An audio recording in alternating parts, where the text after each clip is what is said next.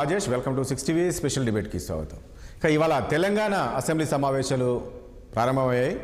అయితే గవర్నర్ ప్రసంగం జరిగింది. అయితే కేసీఆర్ ప్రతిపక్ష నేత కేసీఆర్ యొక్క సమావేశాలకు హాజరవుతారు అని అనుకున్నప్పటికీ ఆయన ఇవాళ ఈ సమావేశాలకు హాజరవ్వకపోవడం రాజకీయ వర్గాల్లో ఒక చర్చాంశంగా మారింది. మరి ఎందుకు హాజరవ్వట్లేదు అనే దానిపైన, దానితో పాటు ఏదైతే ప్రతిపక్ష నేతగా ఉన్న కేసీఆర్కి అసెంబ్లీలో బీఆర్ఎస్ ఎల్పీ కార్యాలయం ఉంటుంది, ఆఫీస్ ఉంటుంది. సో దాన్ని షిఫ్ట్ చేశారు.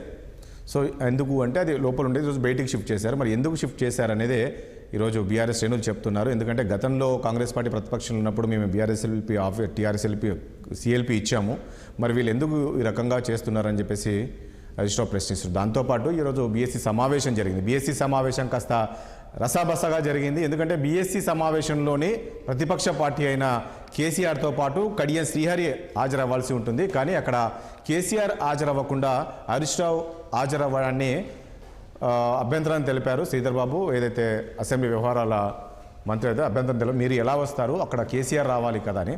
సో మీరు రాకూడదు అంటే ఆయన మీ విజ్ఞతకే వదిలిస్తారు. ఎందుకంటే మీ గతంలో సాంప్రదాయం ఉంది, ఎవరైతే ఎల్పీ నేత ఉన్నారో రాకుండా మరొకరు వెళ్తారు, కానీ మీరు ఈ రకంగా చెప్తున్నారు అనేది ఆయన బయటికి వచ్చారు. సో ఈరోజు ప్రభుత్వంలో శ్రీధర్బాబు ఒకటే చెప్తున్నారు, ఈరోజు కేసీఆర్ రాలేదు, రేపు మరి మరొకరు వస్తానంటే ఎలా ఉంటుంది, అది కాదు కదా. హిమాంశు వచ్చి కూర్చుంటానంటే ఉంటుందా, రూల్స్ అట్లా ఒప్పుకో కదా. సో ఆ రకంగా కామెంట్ చేశారు. దానిపైన కూడా ఇప్పుడు కొద్దిసేపటి క్రితమే ఇటు ముఖ్యమంత్రి రేవంత్ రెడ్డి కూడా అసెంబ్లీలోని ఒక చిట్ చాట్ చేశారు. కేసీఆర్ ఒక ఎక్స్పైర్ మెడిసిన్, అదేవిధంగా కేసీఆర్ బేషరం మనిషి, అధికారం కోల్పోవడంతో కేసీఆర్ జీర్ణించుకోలేకపోతున్నారు. గవర్నర్ ప్రసంగానికి కూడా కేసీఆర్ ఎందుకు హాజరవ్వట్లేదు, రేపు కేసీఆర్ స్థానంలో హిమాంశు కూడా వస్తారేమో. సో ఈ రకమైన కామెంట్ చేశారు. మరి ప్రతిపక్షంలో ఉంటే కేసీఆర్ తట్టుకోలేకపోతున్నాడా, అధికారం కోల్పోయారన్న దాంతో ఈరోజు ఈ రకంగా కేసీఆర్ వ్యవహరిస్తున్నారు. సో ఇలాంటి అంశాలన్నీ కూడా మనం చర్చిస్తాం. చర్చలో పాల్గొంటున్నారు మనకు బీఆర్ఎస్ పార్టీ నుంచి రజితారెడ్డి గారు ఉన్నారు, అదేవిధంగా ఇటు కాంగ్రెస్ నుంచి కొట్ల శ్రీనివాస్ గారు ఉన్నారు, అదేవిధంగా బీజేపీ నుంచి శ్రీనివాస్ రెడ్డి గారు ఉన్నారు, అనలిస్టు అందే సత్యం గారు కూడా ఉన్నారు. ముందుగా రజితారెడ్డి గారు మీ దగ్గరికే వద్దాం. ఎందుకు కేసీఆర్ నిజంగా ఈరోజు ముఖ్యమంత్రి గారు అంటున్నట్లు అంటే అధికారము లేదు, అధికారము కోల్పోయామనే ఒక బాధతో ఉన్నారా? ఈరోజు గవర్నర్ ప్రసంగం జరుగుతుంది, అసెంబ్లీకి రావాల్సి ఉండే, అసెంబ్లీకి రాకపోవడానికి ప్రధాన కారణం ఏంటి? ఇంతమంది ముఖ్యమంత్రి గారు చెప్పినట్లు అంటే జీర్ణించుకోలేకపోతున్నారా అధికారం కోల్పోయామనేది? ప్రజాస్వామ్యంలో ప్రజలు ఇచ్చిన తీర్పును గౌరవిస్తామండి. మేము యాక్సెప్ట్ చేసినాము. మేము ఏ రకంగా మేము చేయలేనివి ఏమైతే ఉన్నాయో అవి కూడా మేము దృష్టిలో పెట్టుకున్నాము. మేము 90% ప్రజలకు మంచి చేసినాం. ఇంకొక 10% ఎక్కడో కోరుకున్నారు వాళ్ళు ఎక్కువగా, అది మేము చేయలేకపోయినామేమో. మాకంటే ఎక్కువ వాళ్ళ మీద ఎక్స్పెక్టేషన్స్ పెట్టి వాళ్ళని గెలిపించారేమో. మళ్ళీ చెప్తున్నా, వాళ్ళు ఏం పెద్ద మెజారిటీతో గెలవలేదు, 2% లోపే గెలిచినారు. సరే, అది పక్కన పెడితే ఎందుకు రాలేదు అంటే అందరిలాగానే ఒక నార్మల్ ఎమ్మెల్యే రాలేదండి. మీకు కేసీఆర్ అనే పెద్ద శక్తి, మీకు కేసీఆర్ అంటే భయం, కేసీఆర్ అంటే ఒక అభద్రతా భావం మీలో ఉంది కాబట్టి వాళ్ళ కేసీఆర్ గారు రాలేదని పెద్ద దృష్టితో చూస్తున్నారు. కానీ అందరిలాగానే గవర్నర్ ప్రసంగానికి ఏదో ఒక ఎమ్మెల్యే రాకపోవడం ఉంటది, ఎక్కడైనా ఉంటది. ఆయన వస్తానని బడ్జెట్ ప్రవేశపెట్టిన రోజు వస్తానని చెప్తుండు కదండి, 10వ తారీఖు వస్తానని చెప్తుండు కదా. అసలైన బడ్జెట్ ప్రవేశపెట్టే రోజు వస్తానని చెప్పినాక మీకు ఎందుకండి అంత భయం? ఎందుకు ఏదో అభద్రతా భావంలో ఉన్నారని అనిపిస్తుంది. ఎక్కడ గందరగోళ పరిస్థితులు ఏమీ పడకండి, డెఫినెట్ గా వస్తాడు, మిమ్మల్ని కడిగేస్తాడు. మీ 6 హామీలు ఎక్కడున్నాయి, మీ 420 హామీలు ఎక్కడ అనేది మేము నిలదీయడానికి సిద్ధంగా ఉన్నాము. సరే, ఆయనకు ఆరోగ్యరీత్యా పెద్దవారు కావచ్చు, ఆరోగ్యరీత్యా బాగాలేక హరీష్ రావు గారిని పంపించారు. దానికి మీరు ఎందుకు పెడార్థాలు తీస్తున్నారో అర్థం కావట్లేదు. అది పెద్ద సమస్య కాదు, పెద్ద ఇష్యూ కూడా కాదు. అట్లా ఉండదండి, బిజినెస్ రూల్స్లో అట్లా ఉండదు. అంటే అక్కడ ఎవరుంటారో వాళ్ళు, ఎవరైతే పేర్లు ఉంటాయో బీసీ సమావేశానికి ఎవరైతే ఇస్తారో వాళ్ళే ఉంటుంది తప్ప నేను రాలేదని మీరు రాలేదని వేరు అని అలా ఉండదు. అలా ఒప్పుకోరండి. అది డెఫినెట్గా వస్తారు, చెప్తున్నారు. మొత్తానికి రాకపోతే సమస్య, కానీ వస్తున్నారు కదా. 10వ తారీఖు వస్తానని చెప్పారు కదా. అసలు మొత్తానికి అసలు బడ్జెట్ కి మొత్తానికి రాకపోతే కదా మీకు సమస్య. ఈరోజు చాలా అంశాల్లో చూస్తే కేసీఆర్ గారిని ఇరుకునబెట్టి ఇబ్బంది పెట్టి ఏదో గత ప్రభుత్వాన్ని దూషిస్తూ ఏదో ఆయనను ఇబ్బంది పెట్టే ప్రయత్నమే కనబడుతుంది, కానీ ఇక్కడ ఏ రకమైన ప్రజాపాలన కనిపిస్తలేదండి. ఇలా అసెంబ్లీగా కూడా ముఖ్యమంత్రికి అసెంబ్లీలో ముఖ్యమంత్రి గారు ఎంత ముఖ్యమో అలాగే ప్రతిపక్ష నేత కూడా అంతే ముఖ్యం, అంతే గౌరవం ఇవ్వాల్సిన సాంప్రదాయం ఎక్కడైనా ఉంది. మరి కాంగ్రెస్ ప్రభుత్వం ఏం చేస్తుంది? ఇలా ఇంత చిన్న కుంచిత మనస్తత్వంతో ప్రవర్తిస్తుంది. ఇవాళ చిన్న ఛాంబర్ ఇచ్చి ప్రతిపక్ష నేతకు 10 ఏళ్లు పరిపాలించిన సీఎంగా ఉన్న సీఎం గారికి, మన కేసీఆర్ గారికి చిన్న ఛాంబరు అలర్ట్ చేయడం కూడా అది చాలా పెద్ద ఇష్యూ కదండి. గతంలో మీరు కూడా చేశారు కదా, గతంలో బట్టి విక్రమార్క ప్రతిపక్ష నేత ఉన్నప్పుడు మీరు కూడా చేశారు. సరే, ముందున్న ఎల్ఓపి ఆఫీస్ లో ఇప్పుడు 1/4 ప్లేస్ కూడా లేదు, అంటే సగంలో సగం కూడా ఇప్పుడు ఇవ్వలేదు. మేము ఇచ్చిన దాంట్లో సగంలో సగం ప్లేస్ కూడా వాళ్ళు ఇవ్వలేదు. మళ్ళీ వస్తున్నానండి శ్రీనివాస్ గారు, మీరు శ్రీనివాస్ గారు కదా, ఏంది ఇదంతా ఏమన్నా అంటే కక్షపూరితంగా ఏమన్నా చేస్తున్నారా ఏంది మీరు? ఎందుకంటే లాస్ట్ టైం కేసీఆర్ అలా చేశారు కాబట్టి మేము ఇలా చేస్తామని. ఇప్పుడు ప్రతిపక్షంలో ఉన్నారు వాళ్ళు, మెజార్టీ ఎమ్మెల్యేలు ఉన్నారు. ఈరోజు ఆ ఛాంబర్ని తీసి బయటికి ఇచ్చేశారు. తర్వాత హరీష్ రావును ఆ సమావేశంలో కూర్చొనివ్వలేదు. ఎందుకు అట్లా చేస్తున్నారు? మీకు ఛానల్ పెద్దలందరికీ నమస్కరిస్తూ, ఈరోజు ఒక ప్రజాస్వామ్యబద్ధంగా ఎన్నికైన ప్రభుత్వాన్ని ప్రతిపక్షంలో కూర్చోవడానికి ఇబ్బంది పడుతున్న కేసీఆర్ గారు, డాక్టర్ బిఆర్ అంబేద్కర్ గారు ఒక మాట చెప్పారండి, the beauty of democracy position and opposition. మా గౌరవ ముఖ్యమంత్రి పదే చెప్తున్నాడు, ఈ రోజు కూడా చెప్తున్నాడు, మీ ఛానల్లో కూడా వస్తుంది. మేము ప్రతిపక్షాన్ని గౌరవిస్తాము, ప్రతిపక్షం విలువైన సూచనలు మేము తీసుకుంటాము, ప్రతిపక్షము ప్రజారంజక పాలన ఏ విధంగా ఉండాలో వారి యొక్క సీనియర్ నాయకులైనా కానీ మాజీ ముఖ్యమంత్రి గారు హరీష్ రావు గారు, కేటీఆర్ గారు, కడియం శ్రీహరి లాంటి వాళ్ళ సూచనలు తీసుకుంటాము, సరి అయిన పందాలో ఈ యొక్క రాష్ట్రాన్ని అభివృద్ధి చేద్దామని పదే చెప్తే ఈ ఓటమి నుంచి జీర్ణించుకోలేక ఎప్పుడు పడగొట్టాలి ఈ ప్రభుత్వాన్ని అనే ఒక విషయం చిమ్ముతున్న ఈ టీఆర్ఎస్ ప్రభుత్వానికి ఓడిపోయినప్పటికి కూడా ప్రజలు ఇచ్చిన తీర్పు చెంపపెట్టు అయినప్పటికి కూడా ఇప్పటికి కూడా వాళ్ళు జీర్ణించుకోలేక ప్రభుత్వం మీద విషం చిప్పుతున్నారంటే ఇంతకంటే దుర్మార్గమైన ఆలోచన ఇంకెవరికైనా ఉంటుందా? ఇలా ప్రతిపక్ష నాయకుడు కూర్చోవలసిన స్థానంలో హరీష్ రావు గారిని పంపడమేంది? అంటే శాసనసభ నియమాలు, శాసనసభ ఒక చరిత్ర, శాసనసభకు ఒక నీతి నియమావళి ఉంటుంది. మన రాజ్యాంగం రచించుకున్నాం, ప్రజాస్వామ్యబద్ధంగా నడిపించుకునే శాసనసభలో ఇలా బిజినెస్ అడ్వైజరీ కమిటీల ప్రతిపక్ష నాయకుడు రావాల్సింది. ఇంతవరకు డిప్యూటీ లీడర్ కూడా ఎన్నుకోలేదు వాళ్ళు. కనుక కేసీఆర్ గారు రావాలి, వారు విలువైన సూచనలు ఇవ్వాలని ముఖ్యమంత్రి గారు వేచి చూసిన సందర్భాన్ని ఈరోజు మనం చూసాం. కానీ అవినీతిమయమైన హరీష్ రావు గారు ఇలా పంపడం ఎంతవరకు కరెక్ట్ అని ఈ సందర్భంగా అడగదలుచుకున్నా. అదేవిధంగా మాకు ఛాంబర్ ఇస్తలేరు. నేను అడుగుతాను, ఎందుకంటే ఎట్లుంటుందంటే ఎవరైనా ప్రతిపక్ష నాయకుడు బీఆర్ఎస్ ఎల్పీ నేత రాకున్నప్పుడు వేరే వాళ్ళను పంపిస్తారు. అంటే ఒకటి అక్బర్దీన్ ఉన్నాడు, చాలా వరకు అక్బర్దీన్ రాలేదు. అక్బర్దీన్ రానప్పుడు పాషా ఖాద్రీ కావచ్చు వెళ్ళారు. కిషన్ రెడ్డి ఉన్నాడు, డిప్యూటీ లీడర్, వాళ్ళని పంపొచ్చు కదా. ఇప్పుడు ప్రతిపక్ష నాయకుడు అని ఒకసారి స్పీకర్ గారు గడ్డం ప్రసాద్ గారు అనౌన్స్ చేసినప్పుడు స్పీకర్ గారు నిన్న మొన్న మాత్రం ఒక మీటింగ్కి వస్తారు, ప్రగతి భవన్కి వస్తారు, వాళ్ళ తెలంగాణ భవన్కి వస్తారు. శాసనసభకు రాకపోవడం గల అభ్యంతరం ఏందని అడుగుతున్నాను నేను. అక్కడ వచ్చిన ఆయన ఇక్కడ ఎందుకు రాడని మేము అడుగుతున్నాం. అంటే సార్, ప్రజాస్వామ్యబద్ధంగా ఎన్నికైన శాసనసభ్యులు, ప్రజాస్వామ్యంగా శాసనసభ్యులు అందరూ కూడా ముఖ్యమంత్రి గారు ఎన్నుకున్నారు. ఎంతసేపటికి కడియం శ్రీహరి ఇలాంటి సీనియర్ నాయకులు, ప్రజాస్వామ్యం మీద విలువలున్న మనుషులు, చాలా సందర్భాల్లో చట్టసభలకు పోయిన వాళ్ళు ఎంపీలుగా పనిచేసి ఎంతసేపటికి ప్రభుత్వాన్ని కూర్చోాలంటే ఎట్లా కూలుస్తారండి? ఇది ప్రజాస్వామ్యం. This is the democracy. ఒక ముఖ్యమంత్రి 7 సార్లు 6 సార్లు శాసనసభకు ఎన్నికైన, పార్లమెంటుకై కేంద్ర మంత్రి చేసిన ముఖ్యమంత్రిగా పనిచేసి మరి అదే విధంగా అంటే ఇప్పుడు రేవంత్ రెడ్డిని ముఖ్యమంత్రిగా చూడలేక కేసీఆర్ వస్తలేడా? జీర్ణించుకోలేకపోతున్నారు రేవంత్ రెడ్డి గారిని. రేవంత్ రెడ్డి గారు చేసిన తప్పేంది? రేవంత్ రెడ్డి గారు ఏమో అల్లాటప్పగా వచ్చిన మనిషి కాదు కదా. రేవంత్ రెడ్డి గారు జెడ్పీటీ స్థాయి నుంచి శాసన మండలి సభ్యునిగా, శాసనసభ్యునిగా, పార్లమెంట్ సభ్యునిగా, అదేవిధంగా వర్కింగ్ ప్రెసిడెంట్గా ఈరోజు క్షేత్రస్థాయిలో ఈ రాష్ట్రంలో సుడిగాలి పర్యటన చేసి ఇలా ప్రభుత్వాన్ని ఏర్పాటు చేసి డొగ్గదారిని వచ్చిన సీఎం కాదు కదా. ప్రజలతో ఎన్నుకున్నబడ్డ సీఎంను మీరు ఎందుకు జీర్ణించుకోలేకపోతున్నారు అని నేను అడిగే సూటి ప్రశ్న. మీరు నిజంగా చట్టసభలోకి వచ్చి బడ్జెట్ ఒకటండి, గవర్నర్ వ్యవస్థను వీళ్ళు ఎలాగో గౌరవించలేదు. ఇలా రేవంత్ రెడ్డి గారు మొన్న 26 జనవరి కూడా గవర్నర్ గారిని గౌరవించారు. అదేవిధంగా ఈరోజు శాసన మండలి ఉభయ సభల్లో ముఖ్యమంత్రి గారు అందరినీ కలుపుకొని వెళ్దాము అనుకుంటున్నారు కానీ వీళ్ళు రావట్లేదు అంటారు. రావట్లేదు కదా. అంటే ఎంతసేపటికి వీళ్ళు ఒకటి స్వార్థమైన రాజకీయము, జీర్ణించుకోలేని తత్వము, ముఖ్యంగా రేవంత్ రెడ్డి గారిని చూస్తే జీర్ణించుకోలేని పరిస్థితిలో ఇలా ప్రజాస్వామ్యము ప్రతిపక్షం ఉందంటే, ప్రతిపక్షం అంటే ఒక బాధ్యత గల శక్తి అండి.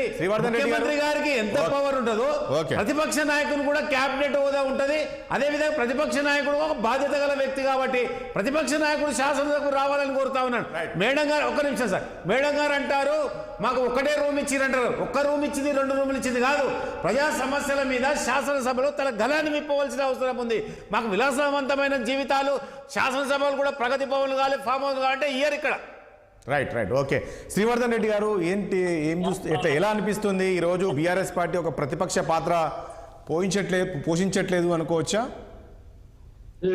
ఇప్పుడు ఒకటండి, ప్రజాస్వామ్యంలో అధికార పార్టీ ఏదైతే ఉంటుందో ప్రతిపక్షం యొక్క బాధ్యత అంతకన్నా ఎక్కువ ఉండేటటువంటిది మన డెమోక్రసీ యొక్క బ్యూటీ. సో ఇప్పుడు అవకాశం కాంగ్రెస్ పార్టీకి అధికారం ఇచ్చారు.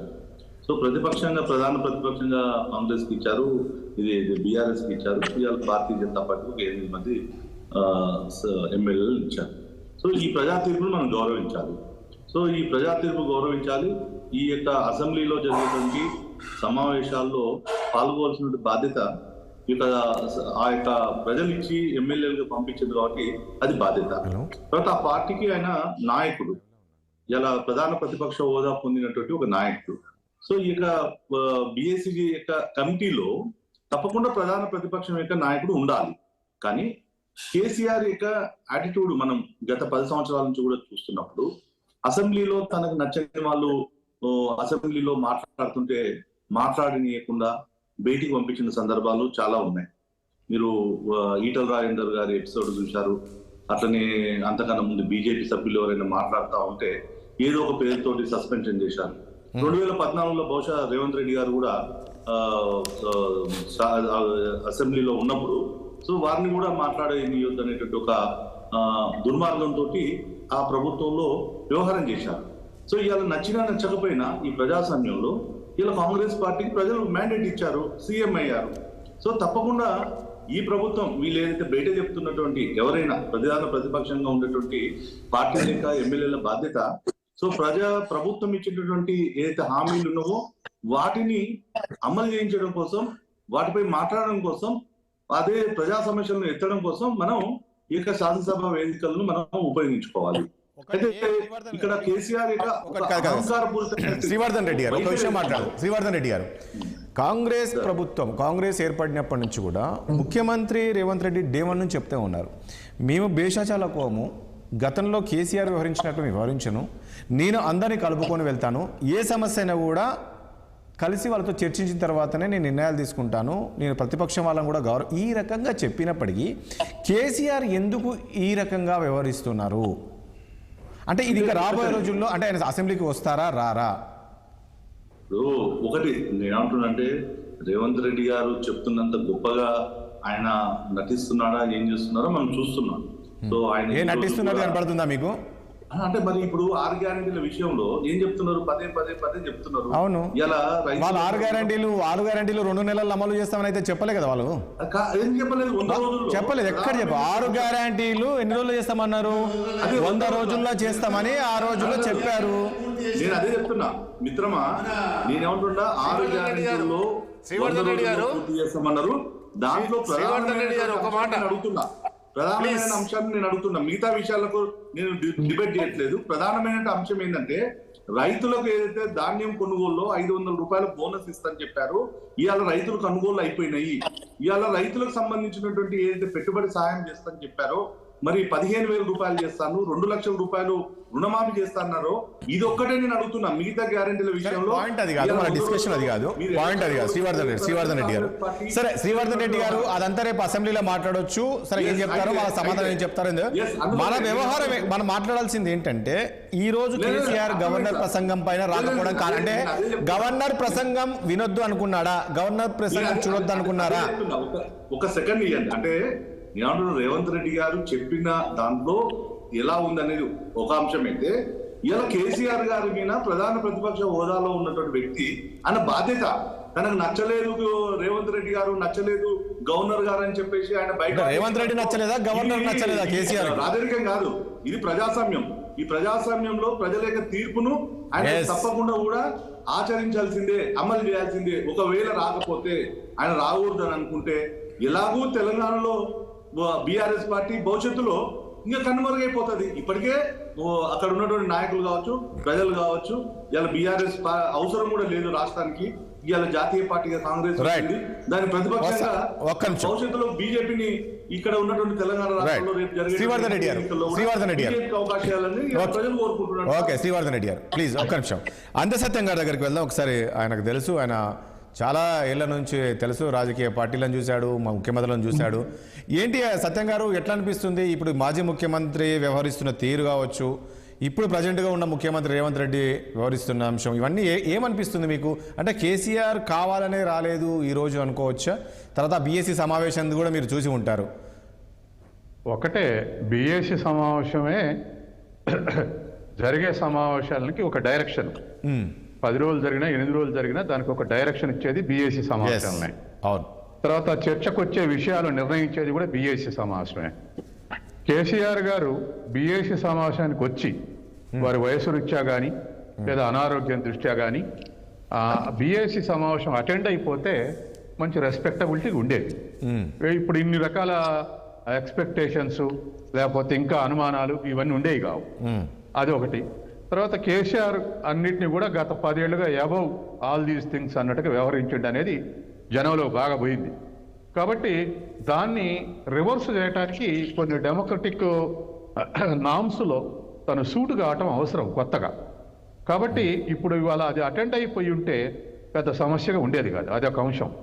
రెండోది, రేవంత్ రెడ్డి బై కంపల్షన్ వాళ్ళ పార్టీ పరిస్థితుల దృష్ట్యా మంత్రుల్ని ఎంటబెట్టుకొని పోతుండా, లేకపోతే అలా సమిష్టిగా నువ్వు వర్క్ చేయాలని అధిష్టానం ఆదేశించిందా? ఏదేమైనా రేవంత్ రెడ్డి ఇప్పటి వరకు గత 70 రోజులుగా పర్ఫెక్ట్గా బిహేవ్ చేస్తున్నాడు. అందులో అథారిటేరియన్ ట్రెండ్స్ కానీ లేకపోతే ఒక్కడే సాధన చేయటం కానీ అటువంటిది లేదు. అందరినీ మినిస్టర్లు కానీ మిగతా వాళ్ళని అందరినీ కలుపుకొని పోతున్నాడు. తర్వాత అసెంబ్లీలో మీరు సలహా ఏమైనా తీసుకుంటాను కూడా అంటున్నాడు. రేవంత్ రెడ్డి ఇట్నే ఉంటాడని మనమేం సర్టిఫికెట్ ఇవ్వట్లే. ఏడాది తర్వాత మార్పు రావచ్చు, 2 ఏళ్ల తర్వాత ఇంకో మార్పు రావచ్చు, అప్పుడు మనం మళ్ళీ కామెంట్ చేయొచ్చు. యాజ్ ఆన్ టుడే అందరినీ కలుపుకోవాలనే ఉద్దేశంలో సెంట్రల్ లీడర్లు కలిసిన ఎవరో ఒక మంత్రులను ఎంట పెట్టుకుని పోతున్నాడు. ఇట్లా కొంత డెమోక్రటిక్గా బిహేవ్ చేస్తున్నాడు. ఇది ఎన్నాళ్ళు ఉంటుంది ఏమిటనేది మనం గ్యారంటీ చెప్పలేము. యాజ్ ఆన్ టుడే పర్ఫార్మెన్స్ ఆ విధంగా ఉంది. తర్వాత మూడో అంశం, బీఎస్సీ సమావేశానికి వాళ్ళు డిప్యూటీ లీడర్ని ఎన్నుకొని కేసీఆర్ రాకపోతే ఉపనేత అటెండ్ అయితే బాగుంటుంది. అట్లా కాకుండా మన హరీష్ రావు అటెండ్ కావటం వల్ల ఏమనిపిస్తుంది అంటే, చూసే వాళ్ళకు గతంలో 10 ఏళ్ళు కుటుంబం పెత్తనం చేసిందనే మీద చాలా నష్టపోయింది. ఏది టీఆర్ఎస్ వీళ్ళకే పదవుల వీళ్ళ ఇష్టానుసారమేనా అన్న పద్ధతిలో ఉంటుంది. ఇప్పుడు కూడా మన అసెంబ్లీలో జరిగినటువంటి సమయంలో మిగతా వాళ్ళు మాట్లాడుకుంటే అంత కేటీఆర్ హరీష్ రావే మాట్లాడారు. మళ్ళీ అగైన్ ప్రతిపక్షాలు ఉన్నా కూడా వీళ్ళిద్దరైనా వీళ్ళ కుటుంబం అనేది అవతల వాళ్ళు క్యాను వచ్చి ప్రజలు అనుకున్నలేకపోయినా అంటే సత్యం గారు నేను ఒకటి అడుగుతాను. అంటే ఇందులో పూర్తి కానివ్వండి, ఇంకొక నిమిషం.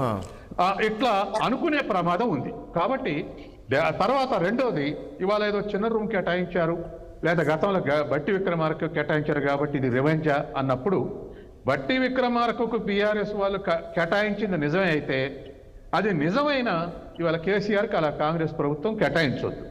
కాంగ్రెస్ క్రెడిబిలిటీ పోతే కాంగ్రెస్కి వచ్చేటువంటి బెనిఫిట్ ఏం లేదు. ఎందుకంటే కేసీఆర్ ప్రతిపక్ష నాయకుడే కాకుండా ముఖ్యమంత్రిగా వ్యవహరించినటువంటి వ్యక్తి. కాబట్టి ఆయనకు పెద్ద రూమ్ చిన్న రూమ్ చేసి అవమానించి అనుకోవటం లేదా ఇతరులు అవమానించారు అనుకోవటం కరెక్ట్ కాదు. దానికి కాంగ్రెస్కి వచ్చే బెనిఫిట్ ఏం లేదు, డెమోక్రటిక్ నామ్స్ ని రెస్పెక్ట్ చేసినట్టు కూడా ఉండదు. కాబట్టి గతంలో బట్టి విక్రమార్కకు అవమానించిన అనుకున్నా ఇప్పుడు కేసీఆర్ అవమానించడం ద్వారా అది కరెక్ట్ కాదు. కాబట్టి ఎప్పుడు కూడా ప్రతిపక్ష నేతలకు ఆ రెస్పెక్టబిలిటీ ఉండాలి. తర్వాత రెండోది 6 గ్యారెంటీలు, ఈ తర్వాత 100 రోజులు, ఇవన్నీ కూడా బీఆర్ఎస్ చేసే విమర్శలు ఒక ఏడాది చేస్తే మంచి విమర్శ, మంచి వ్యాలిడిటీ వస్తుంది. అట్లా కాకుండా 30 రోజులు 40 రోజులకే రుణమాఫీ ఎప్పుడు చేసిరండి బీఆర్ఎస్? 5 ఏళ్లలో చేసారు. 5 ఏళ్లలో చేస్తే 5వ ఏడు కూడా సగం మందికి రుణమాఫీ కాలే, క్రెడిట్ కాలే. అప్పటికే గవర్నమెంట్ అయిపోయింది, దగ్గర డబ్బులు లేవు, క్రెడిట్ కాలేదు. చాలా మందికి గెలిచిన వాళ్ళ 10 మందికి 8 మంది క్రెడిట్ కాలేదని చెప్పారు. ఇది రుణమాఫీ అనేది 2 లక్షల లక్ష అనేది రుణమాఫీ 5 ఏళ్లకు ఒక్కసారి, ప్రతి సంవత్సరం రుణమాఫీ కాదు. ఎవరన్నా కాంగ్రెస్ అన్నా బీఆర్ఎస్ అన్నా లేకపోతే ఇవాళ మళ్ళీ కాంగ్రెస్ అన్నా 5 ఏళ్లలో రుణమాఫీ చేసే విషయం ఇది. కాబట్టి రుణమాఫీ చేయలేదని అడిగితే అది ఇమ్మెచ్యూర్, పింజగున్నప్పుడే కాయ ఏరైందని అడిగినట్టు ఉంటుంది. అది ఒక అంశం. తర్వాత రెండోది రైతు బంధు. ఎస్, రైతు బంధు అనుకున్న దానికన్నా ఇంకొంత స్పీడప్ అయితే చర్చనీయాంశం కాదు. అయితే ఇప్పటికి ఒక 40-50 లక్షల మందికి క్రెడిట్ అయింది. ఆ పైన 3 ఎకరాలు 4 ఎకరాలు 5 ఎకరాల పైన ఉండే వాళ్ళకు అమౌంట్ ఎక్కువ అవుతుంది కాబట్టి కాస్త నెమ్మదిగా డ్రాగ్ ఆన్ చేసుకుంటే క్రెడిట్ చేస్తారు. ఆ కేసీఆర్ ప్రభుత్వంలో కూడా అట్లాగే ఒకేసారి వేయలే, ముందు ఎకరం లోపు ఎకరం 2 ఎకరాలు అట్లా వేసుకుంటూ వచ్చారు. అది స్టార్ట్ అయింది. రైతు బంధు కూడా అయితే ఇవాళ రబీ సీజన్ దరిదాపు సగం వస్తుంది. కాబట్టి ప్రభుత్వం మారడం ద్వారా నిధులు లేకపోయినా, అప్పులు తొందర పుట్టకనా, మొత్తం మీద కొంత ఒక 1 మంత్ బ్యాక్ నడుస్తుంది. అది ఒక అంశం. తర్వాత ఇవాళ ఏది అడిగినా 6 గ్యారెంటీలు అనేది 6 గ్యారెంటీలు అంటే వాళ్ళు 100 రోజులు అన్నారు కాబట్టి 100 రోజులు చేస్తారా లేదా అనేటువంటిది అంత పెద్ద జనం మెచ్చట్లే. ఒక 6 నెలలు ఇచ్చి మీరు 100 అన్నారు, ఇవాళకి 6 నెలలు అయినా మీరు చేయటం లేదంటే బాగా మెచ్చుకుంటారు జనం. అంటే ఇప్పుడు బీఆర్ఎస్ శ్రేణులు ప్రజల్లోకి తీసుకువెళ్ళినా వాళ్ళు పెద్ద యాక్సెప్ట్ చేయరంటారు మీరు? ఎస్, ఎందుకంటే నేను జనంలో ప్రతి వాళ్ళని నేను ఇంటర్వ్యూ చేస్తా, పెద్దవాళ్ళని చిన్న వాళ్ళని ఒపీనియన్స్ అడుగుతుంటా, ఏమనుకుంటారు ఈ విషయాల మీద. వాళ్ళు బీఆర్ఎస్ చేసే విమర్శ కరెక్టే, టైం ఈజ్ నాట్ కరెక్ట్. వీళ్ళు ఇప్పుడే ఏం తెగబడుతున్నారు, 60 రోజులకే వీళ్ళు ఏం ఎప్పుడు చేసిరనే ప్రశ్న వస్తుంది. ఒకటి సత్యం గారు, ఇంకొక విషయం మిగిలింది ఏమిటంటే 6 నెలల కూలిపోతే 3 నెలల కూలిపోతే అనేది కొద్దిగా అథారిటేరియన్ గా ఉంది. అంటే గెలిచిన పరిపాలించనియరా, లేకపోతే ఎమ్మెల్యేలను కొంటారా, లేకపోతే బీజేపీతో కలిసి రద్దు చేస్తారా, ఇటువంటి రాంగ్ నోషన్ వచ్చే అవకాశం ఉంది. వాళ్ళకు నష్టం. కూలిపోయినాడు కూలగొడితే పర్వాలేదు, కానీ కూలగొడతాం లేదా కూలిపోతే అనటం అనేటువంటిది.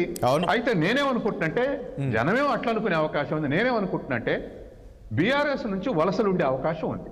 ఎందుకంటే ఈ పార్టీలలో ఉన్నటువంటి వాళ్ళు అధికారం లేదే అసలు ఆవురావురు అంటుంటారు. ఒక 20% 30% ఉంటారు ఏ పార్టీలో అయినా. కాబట్టి వాళ్ళని నిలబెట్టుకోవటానికి 6 నెలల పడిపోబోతుంది. 6 నెలలు అసలు రేవంత్ రెడ్డికే గ్యారెంటీ లేదు. 6 నెలల కేసీఆర్ రాబోతున్నాడు. ఇవన్నీ కూడా వాళ్ళ ఎమ్మెల్యేలు నిలబెట్టుకోవడానికి, వాళ్ళ పార్టీని నిలబెట్టుకోవడానికి, వాళ్ళ కాన్ఫిడెన్స్ నిలబెట్టడానికి ఇవి అంటున్నారేమని చెప్పేసి నాకున్న అభిప్రాయం. పైన ఆలోచించేలకు మాత్రం కూలగడతారు, కూలిపోతుంది అంటున్నారు అప్పుడే అని చెప్పేసి అనుకుంటారు. అది నష్టం కాదు. ఒకటి అండి సత్యం గారు, ఎందుకు ముఖ్యమంత్రి రేవంత్ రెడ్డి పదే కేసీఆర్ను ఎక్స్పైర్ అయిన మెడిసిన్ అని ఎందుకు అంటున్నాడు? అంటే కేసీఆర్ మళ్ళీ భవిష్యత్తులో ఒక ముఖ్యమంత్రి కాలేడా? అది ఇప్పుడు ఏంటంటే ఈ పాలిటిక్స్ లో ఎదుటి వాళ్ళని డీగ్రేడ్ చేసి, ఎదుటి వాళ్ళకు ప్రజల విలువ లేకుండా చేసి, ఇంకా ముసలాయన అయిపోయిండే, పెద్ద మనిషి అయిపోయిండే, ఏముందని ప్రజల్లో ఒక ఒపీనియన్ కలిపడానికి అటువంటి వాడుతుంటారండి. ఇవి అన్ని ఒకళ్ళ కాన్ఫిడెన్స్ ఒకళ్ళు దెబ్బతీసేటువంటి అంశాలు. Okay, right. ఒక బ్రేక్ తీసుకుందాం. బ్రేక్ తర్వాత మళ్ళీ ఇదే అంశానికి సంబంధించి చర్చ కంటిన్యూ చేద్దాం. ఒక షార్ట్ బ్రేక్ తీసుకుందాం.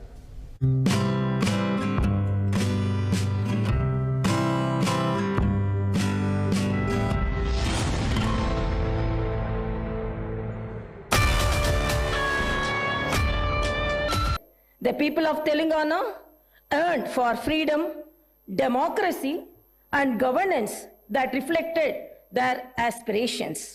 I extend my appreciation for the collective wisdom of the people whose verdict became the cornerstone for civil rights and democratic rule.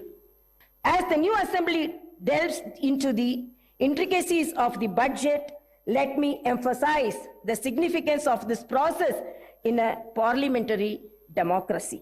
The budget is not only a financial document, it is a blueprint for our shared future. It represents our collective aspirations and the government's commitment to fulfilling the needs of its citizens. In the upcoming budget, my government aims to allocate resources efficiently, ensuring that every rupee spent contributes to the welfare and progress of Telangana. In the words of Subramania Bharati, the illustrious Tamil poet, Kaasukke vilakku thevai, which means money needs the light of wisdom. Upholding this wisdom, my government's approach to public finance aims to be both prudent and enlightening. In conclusion, let actions speak louder than words. The promises made will be fulfilled. Reforms will be implemented. And I hope and trust that Telangana will rise to new heights of development and prosperity.